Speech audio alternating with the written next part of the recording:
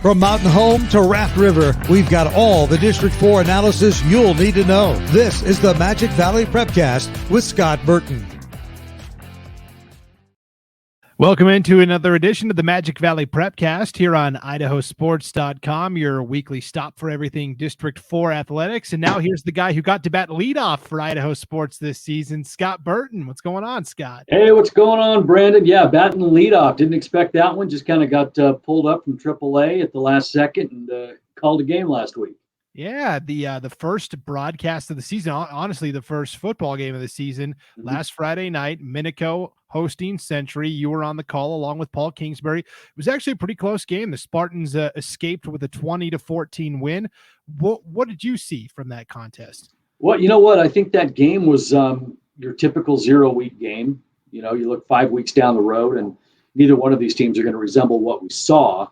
But it was really, you know, those 0-week games are really funny because they function like a preseason game, although they count. I mean, when you look at preseason, you're trying to fill your team out. And the big question was, can Century hang with Minico?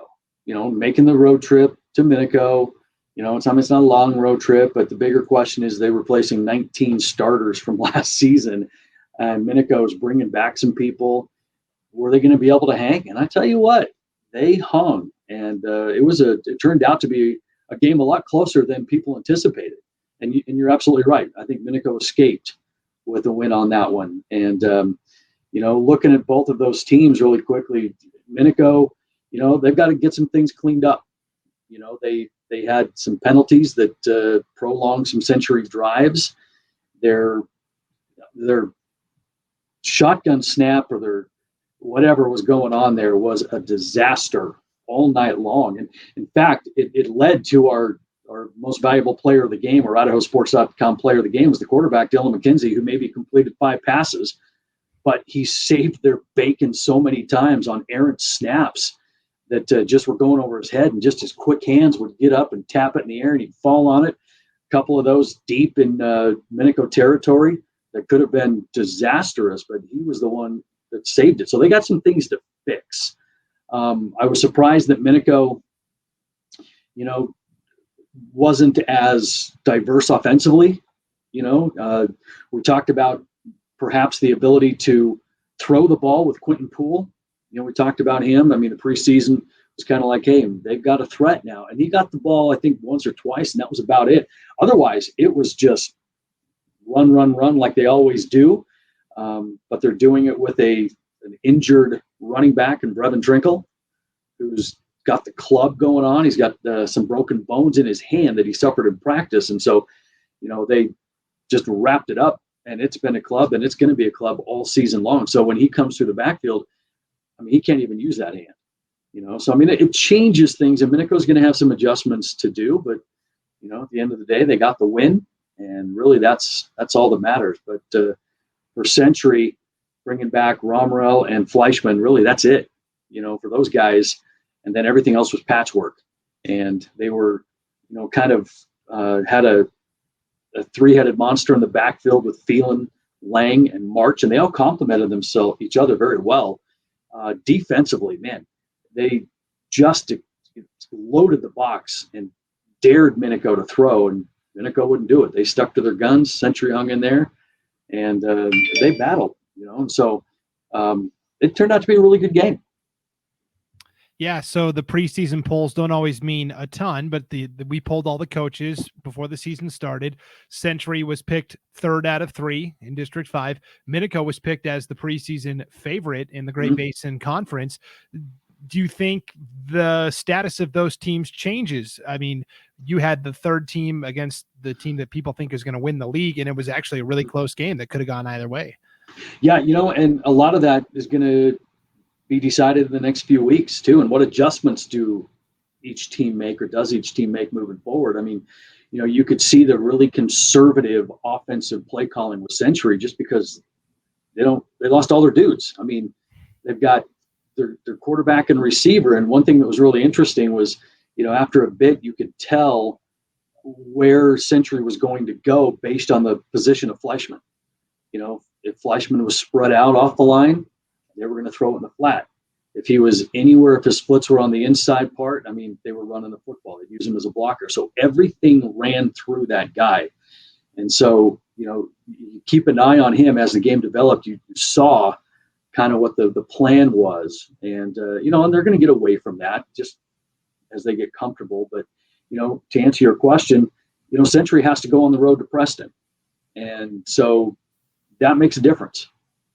So if that game were at Century, I don't know, maybe if they kind of grew and came together, but I don't know. I think it's too early to answer the question. And I think it's too early to answer the question too, is Minico the preseason favorite? I mean, we will see. Yeah, it'll be fun to watch the Great Basin Conference as the season goes along. We did kind of a football preview a couple weeks ago, but we didn't really talk about any of those 8-man programs that are in District 4. And there, I mean, you're flush with talented 8-man programs where you're at. Yeah. We did that kind of intentionally because we've got the 8-man classic coming up this Saturday in Middleton, and there's going to be a lot of good teams from this area on display. So I guess there's 4 matchups. Which one are you most excited about? Well, looking at my notes here, gosh. So there's Lighthouse Christian up against Kendrick. You've got Raft River against Clearwater Valley. Mm-hmm. You've got Glens Ferry against Prairie, and you've got Oakley, the defending 1A D1 champs, against Lapway. You know what? I mean, I'm kind of curious just to see what Lighthouse does, honestly, because having lost their all-world quarterback and head coach, what are they going to do? I mean, I think that's just more of a question mark that I'd like to see how they answer. I mean, for Lighthouse, they have a big offensive line this year, a little bit bigger than what they're used to. So they want teams to load the box on it because they think they're going to be able to control the line of scrimmage. Losing Holloway and his video game stats that he threw up over the course of like 25 years, it seems, what are they going to do to replace him? And losing their coach as well. But their offensive line seems to be the key this year. They are going to run. And when you have a new quarterback and a big offensive line, that is a really good starting point for first-year head coach John Silver. So I am interested to see what Lighthouse does after losing Holloway. They finished 3rd in the conference last year, but were a semifinal team because the 2 teams that finished ahead of them, Raft River and Oakley, also were in the semifinals. So I mean, you talk about a tough conference. I mean, you've got Raft River, Oakley, and Lighthouse in there.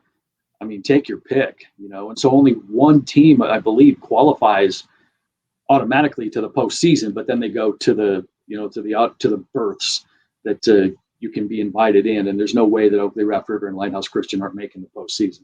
Yeah, for sure. I went out on a limb yesterday in our Idaho 8-man Prepcast that Paul Kingsbury and I do, where we just talk about 8-man football. And I picked Raft River as my 1A D1 state champion this year. Scott, am I crazy? Really? Yep. No, you're not, because I mean, you look at who stands in their way, and it's conference foe Oakley, who lost 12 seniors. So I mean, Oakley is, Oakley's got tradition over there. They reload, don't rebuild, but replacing 12 seniors from an 8-man football team is a big deal. Raft River, on the other hand, they don't have that problem.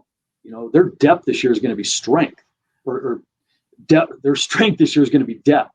And so they've got the dudes. And so I think I don't think that's a bad pick at all. I was the only person in the media poll who picked them as the number 1 team. So I felt like I was out on an island, but we'll see. Yeah. I mean, they have to replace, Ethan Bernard, who ran for over 2,000 yards, all-state kid, but they've got some guys that can do it. Thane Lowmiller, second team all-state, and he was in the backfield with him. So, I mean, you had 2 all-state guys in the same backfield, and now one of them departs. What do you do? Replace him with another all-state kid, and so it's a good problem to have for Raft River. Yeah. So Lowmiller was kind of the fullback last year, and Ethan was the running back. And I think it's going to be a seamless transition, and they got some good offensive linemen up front as well. So Yes, they do. let's talk about. So we've talked about Raft River and Oakley and Lighthouse. What about Glens Ferry? They're kind of a hard team to peg. I feel like they're on the outskirts of the district, kind of out there with Mountain Home. So they're kind of caught between District 3 and District 4. What do we know about this Glens Ferry team? You know what? Not a lot. Yeah. They remain that mystery out there that nobody talks about. Every once in a while they'll kind of poke their heads out of their shells and make some noise, and they're constantly a little bit better than everybody thinks, but they get lost in the mix a lot when you are in the Oakley Raft River Lighthouse conversation. They are almost like the middle child in this whole thing. But as we both know, I mean, injuries could change anything for Oakley Raft River and Lighthouse and open the door for a team like Glens Ferry.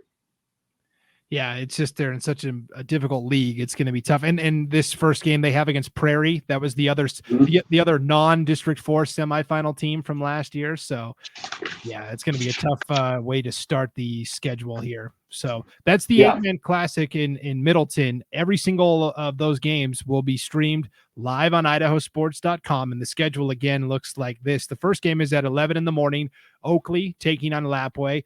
Then at 1 o'clock, it's 1:30. It's Lighthouse Christian against Kendrick.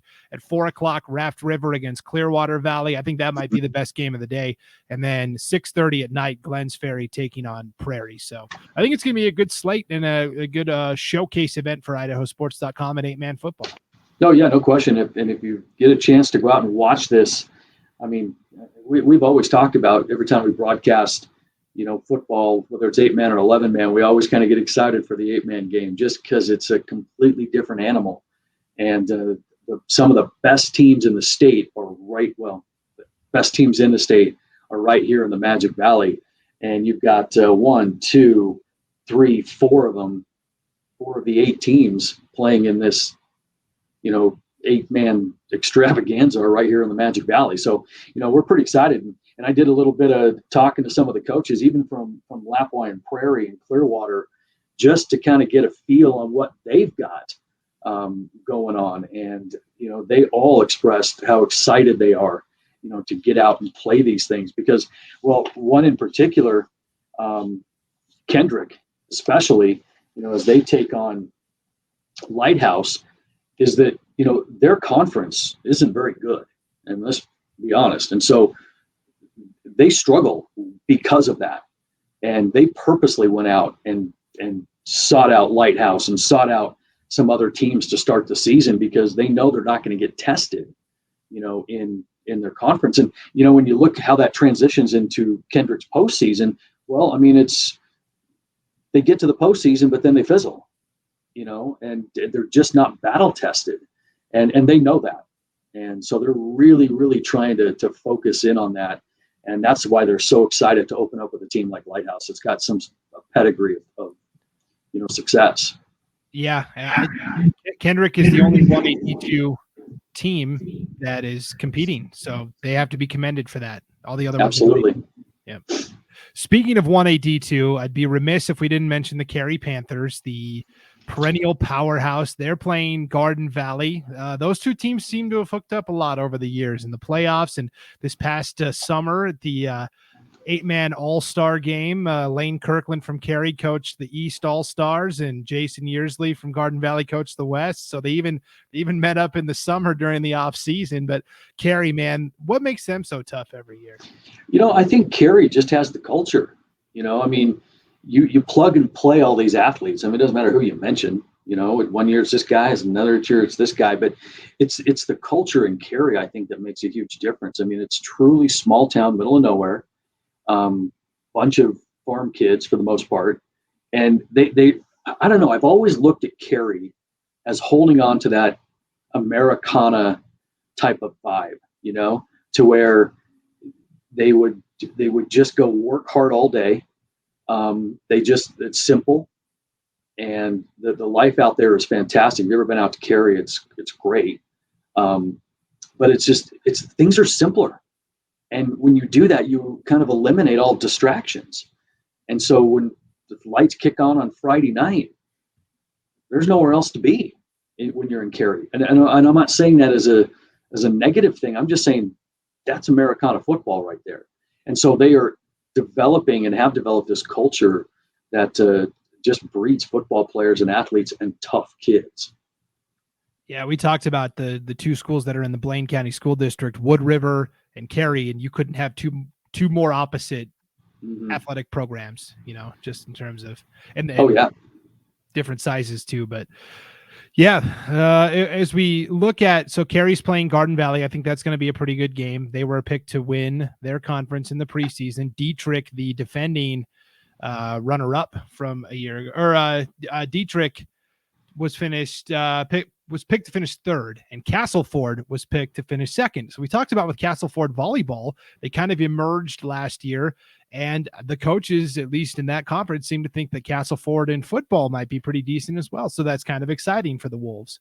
Yeah, it is. I mean, and we briefly touched on this last week. You don't hear a lot about Castleford anymore, but every once in a while you get a class that comes through, and it's amazing how it's both boys and girls sometimes, and they're pretty excited over there at Castleford for fall sports, because they've got some teams to follow. They got some teams that can, put some butts in the stands and get people excited again. And so it's great to have Castleford, in the mix, and I'm looking forward to see what they do. Yep, me too.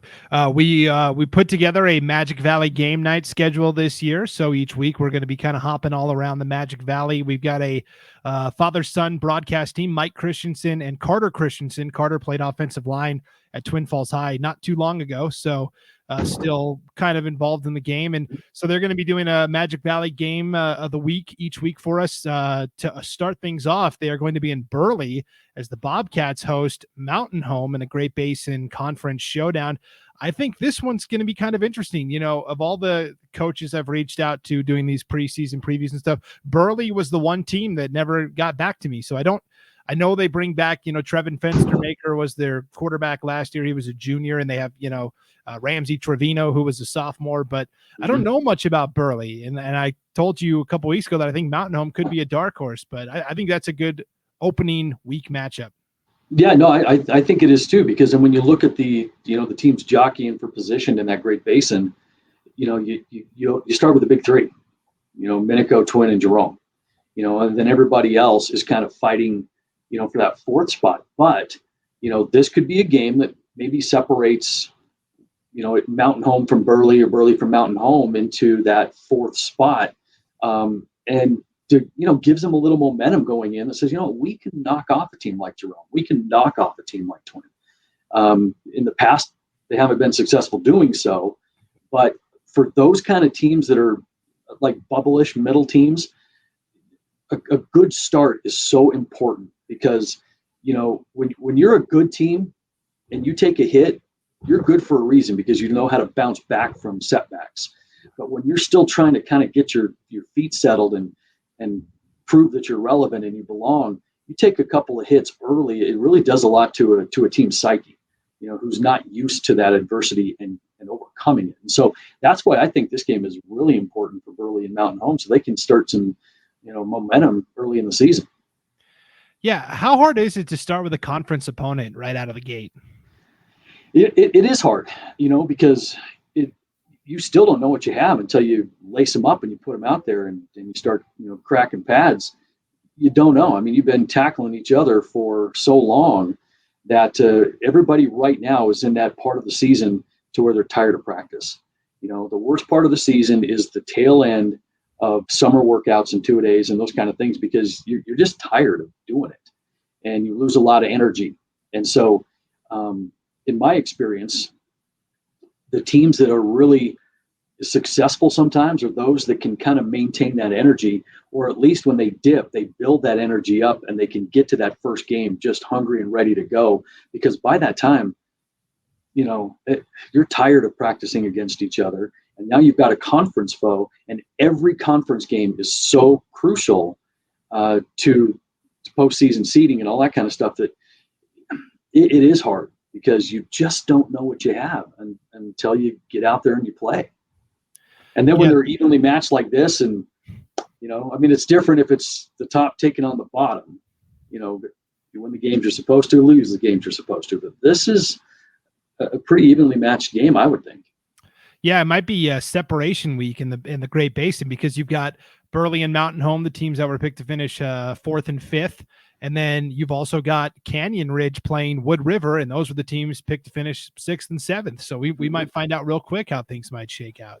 Yeah, and I think that's an accurate term. It's separation week, And for Canyon Ridge, the new coach, I mean, it's, it'd be interesting to see kind of what their look is going to be like. We talked about them, last week or the week prior. So it's going to be an interesting week in the Great Basin. That's for sure. Yep. And then Jerome, the only Great Basin school we haven't talked about. Interesting game for Jerome to start. They'll take on Gooding, which we think is going to be pretty solid in the 3A ranks. Oh, you're not kidding. Jerome is going to open up with possibly the 2 best 3A teams in the state. They're going to be on the road at Gooding. And then the following week, they're going to open up their home season and homecoming with Kimberly. So, they're going to get tested right out of the gate. And, and to be honest with you, those 2 teams to start the season for Jerome are going to be better than a lot of teams that are going to be on their schedule, and so there's a lot of question marks at Jerome right now because of what they graduated last year. They one of the big problems for them is going to be depth, especially on the offensive line, defensive line. They're going to have guys that are going both ways, some guys that just can't come off the field. And it's about numbers. And it's something that a lot of teams are struggling with this year is the numbers, and for the first time in a long time, there's a lot of teams that don't have 3 football teams. It's kind of the varsity and then the C team, whatever it is, and Jerome's got 3 teams, but they're hanging on to those numbers. And because of that, depth is going to be an issue for them on the varsity side. And the big question mark too is quarterback, who is going to be able to lead the team, so we'll see.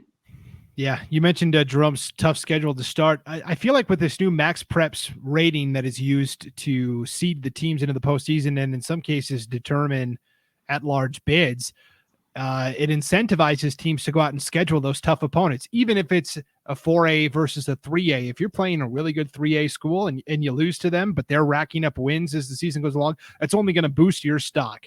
I feel like I've seen that trend statewide, but what have you seen as an athletic director? Well, I think the thing that most coaches have their eyes on, and at least what ADs have their eyes on too, for the most part anyway, is just whatever it takes to get their team better. Because in the end, the better teams are going to win. And so you don't want to worry about the ranking so much as you do what is going to help get us better down the road, because you play a couple of, soft teams early on, and then you run into your conference schedule, which might be tough, then you're going to have a problem. And so as a coach for a lot of years, I always wanted my non-conference schedule to be tougher than my conference schedule. That way, when I got to conference, I wasn't stepping up, like I need to. And I think that's what Jerome's doing right now with, having Kimberly and Gooding on their schedule too. The best teams in 3A and put them in 4A, and they'd be right in the mix, I'm sure. But it's about what's going to make you better down the road, and this is going to help. Yeah, for sure. So it's a fully loaded football slate of games in week 1 of the high school season. Volleyball also gets started this week. A couple of midweek matches, and then some weekend action. I think most notably what stood out to me in District 4 is Burley, a team we think that's going to be pretty solid this year and wants to contend for a 4A state title. They're challenging themselves right out of the gate. They're going down to Utah, South Jordan, to play in the Claim Jumper tournament, where they and Skyview from Nampa are the only Idaho schools competing at this tournament, and the rest are all Utah schools. So that's really tough competition. Oh, it's great competition. Some of those Eastern Idaho schools, not that Burley's in Eastern Idaho, but a lot of those Eastern Idaho schools do travel down there to Utah and play those teams just because the caliber is so much better. And, they get a little early start down there as well. And so as we're kind of kicking off our season, they're a couple of weeks in a lot of sports. And so you are going to get challenged right out of the gate, but it goes right back to the point that I just made. If you're going to play non-conference, and make them tough, because that's what's going to make you better. And so no matter what Burley does down there, they're going to be better for it coming back. Yeah, it just was impressive to me that the only other Idaho school that's there is Skyview, the defending 5A champs and the heavy favorite to repeat, might be the best volleyball team overall in Idaho this year. And so that's good company to have in terms of going to a non-conference tournament. So. Yeah, absolutely. And so take advantage of that while you can. And, the thing is that they're not going to let every Idaho team down there. I mean, they want competition as well. Right. And so that's a tip of the hat to those two schools from Idaho that, they believe that they can go down there and compete with them. Yeah. Well, it's going to be a great opening week. I mean, we kind of have the soft opening. It's like a business has a soft open and then they have the actual open. Yep. This is Yep. Yeah, we hit the ground running this week. That's for sure. I mean, they all kick off. I mean, whether it's football and volleyball and cross country and boys soccer, girls soccer, swimming. I'm sure there's one I'm missing, but fall is busy. It's the busiest time of year in sports. Yeah, so we'll have plenty to talk about next week. It'll be nice to finally have some results that we can break down and analyze instead of all this speculation and conjecture, right? Yeah, then we go back and watch it and say if we were, remember that when I said that? I was so wrong. Right. And yeah, if you ever want to leave a comment, we have the video up on the IdahoSports.com YouTube channel as well as our Facebook page. We love the interaction with the fans. So, give your favorite team or player a shout out. Hey, if I said something and I was totally wrong, let me have it. I got thick skin. I can handle it. So you can also, go ahead, Scott. Well, as you can say along the same lines, if you're out there listening in the Magic Valley and you know of a real cool story that would be great for the podcast, for the video cast, that we don't normally hear about, because those are the things that make communities close, that make valleys close. Is like anybody can report a score, but who can tell the stories? But in order to do that, we kind of need your help. And so if you know anything, let us know. We'll absolutely investigate it. Yep. You can send me an email, Brandon@IdahoSports.com. So thanks for tuning into this edition of the Magic Valley Prepcast. We'll see you back here next week with plenty to talk about. For Scott Burton, I'm Brandon Bainey. We'll see you next